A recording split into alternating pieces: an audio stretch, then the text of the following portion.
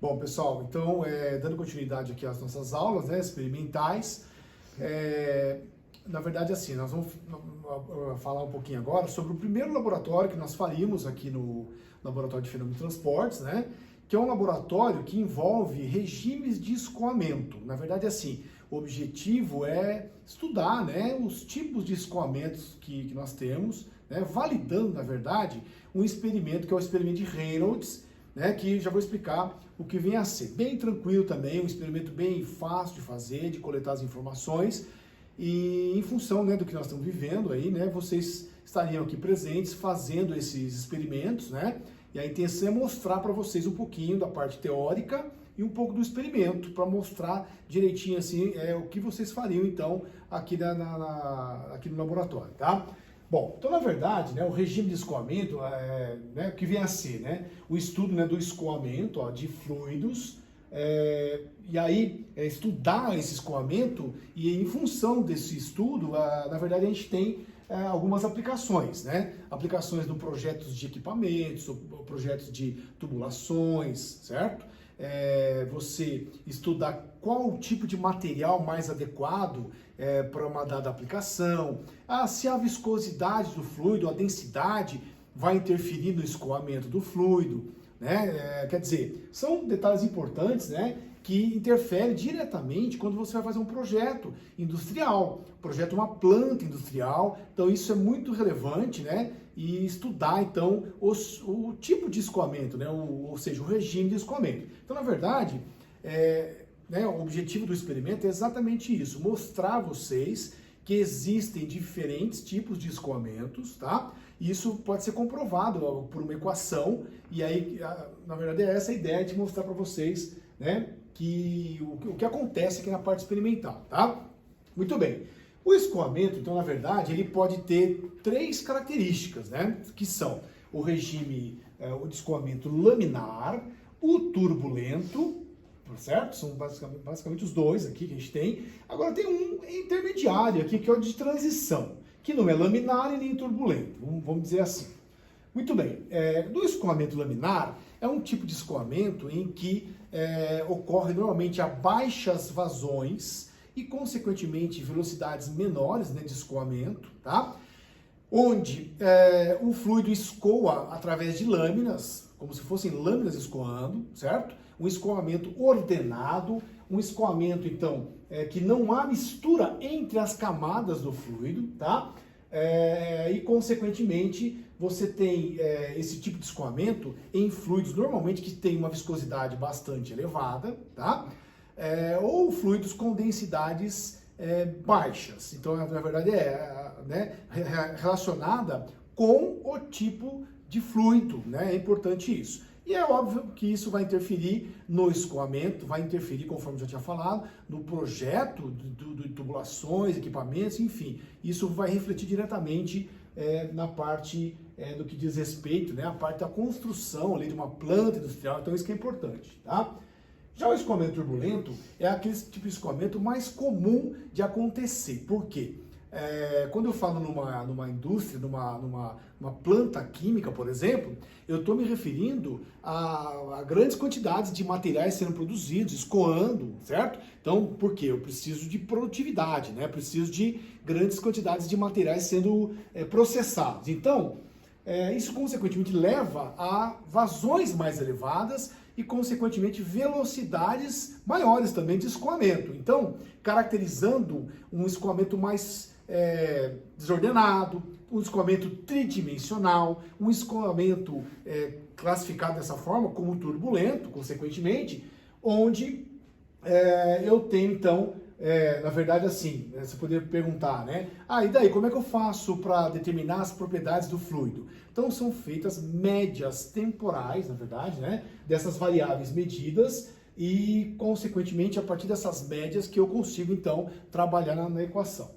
Bom, basicamente o experimento é visto aqui nessa figura, onde eu tenho, na verdade, assim, um experimento conhecido como experimento de Reynolds, que foi o cientista, né, que estudou esse tipo de escoamento, comprovando que algumas propriedades do fluido e algumas propriedades geométricas são importantes, então, para a gente determinar um número que é conhecido como número de Reynolds, que eu já vou falar um pouquinho adiante. Mas basicamente o experimento consiste em fluir aqui por uma tubulação normalmente transparente, de vidro, acrílico, água, por exemplo, né, através dessa tubulação, e junto a essa água eu tenho, a esse escoamento, melhor dizendo, eu tenho um corante que é adicionado bem na região central aqui do duto, e a partir deste corante, do perfil do corante que nós vamos observar, eu tenho a característica do escoamento. Então, por exemplo, quando eu falar assim, o fluido está escoando com uma velocidade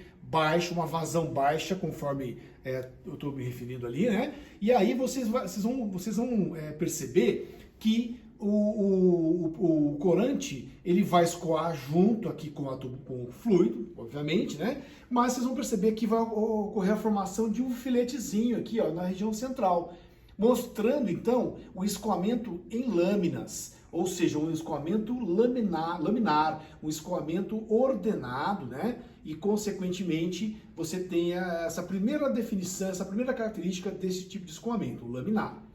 Bom, se eu aumentar um pouquinho a vazão do meu sistema, você vai perceber que vai ocorrer a formação de umas ondinhas aqui, ó, no corante. Essas ondulações no corante já mostrando, então, consequentemente, em função da vazão e da velocidade que a gente tem no escoamento, caracterizando, então, um tipo de escoamento de transição. Beleza? Se eu conseguir aumentar, ou se eu aumentar mais a vazão aí do sistema, né, do escoamento na tubulação, vocês vão perceber um movimento aleatório do corante, desordenado, caracterizando então um perfil de escoamento turbulento. Bom, basicamente é isso. Então, qual que é a ideia? O Reynolds propôs uma equação que relaciona, então, na verdade, esses parâmetros. Densidade, parâmetros relacionados com o fluido, densidade, viscosidade, parâmetros relacionados com a geometria, né, da tubulação. Então tem relacionados com o diâmetro, estudou o comprimento, mas percebeu que não interfere, certo? Então, em função disso, o Reynolds, então está aqui um pouquinho mais detalhado, né? O corante, né? Vocês estão vendo aqui o corante laminar, aqui já entrando no estado já de transição, tá? Então aqui o primeiro deles, ó, laminar, o filetezinho, conforme eu tinha comentado. Daqui para frente um pouquinho já oscilando, né? Um escoamento de transição. E bem aqui na parte inferior, o escoamento que vocês estão vendo aqui, ó, que é o escoamento turbulento. Percebe-se que o corante já está misturado ao fluido, no caso a água, né? Ou seja, um escoamento tridimensional, desordenado, que é o escoamento que ocorre a vazões maiores, vazões mais elevadas, velocidades de fluido mais elevados, tá? Muito bem. E aí, então, com isso, o Reynolds, em 1883, analisando esses parâmetros, ele conclui que existe, na verdade, um número, um número adimensional, que fique bem claro isso, um número adimensional, que relaciona, então, densidade, viscosidade, velocidade do fluido e o diâmetro da tubulação. Bom, então, ou seja, é a densidade vezes a velocidade média, diâmetro inversamente proporcional à viscosidade. Então, o número de Reynolds é um número adimensional que vai dizer para a gente, de acordo com os dados que são obtidos, né, o número obtido, esse número adimensional, se o escoamento, então, vai ser um escoamento classificado como laminar, turbulento ou, né, intermediário, que é o de transição, beleza? Quer dizer, nós da engenharia, né, gostamos de valores, gostamos de números, para poder falar assim, olha, de fato é o que está acontecendo aqui com esses dados, fatos e dados, isso que é importante, né? Então, com isso, obtiveram-se esses dados aqui, né, o que Reynolds mostra através dos seus experimentos, que para o escoamento então, laminar em tubos, quando o Reynolds menor que 2.000, 2.300 aproximadamente, esse escoamento é classificado como escoamento laminar, tá? Quando, continua em tubos, para Reynolds maiores que 4.000, certo? Com fluidos de baixa viscosidade, eu classifico então o escoamento como turbulento. Usualmente maior que 10.000 para garantir mesmo que eu tenho escoamento turbulento, certo?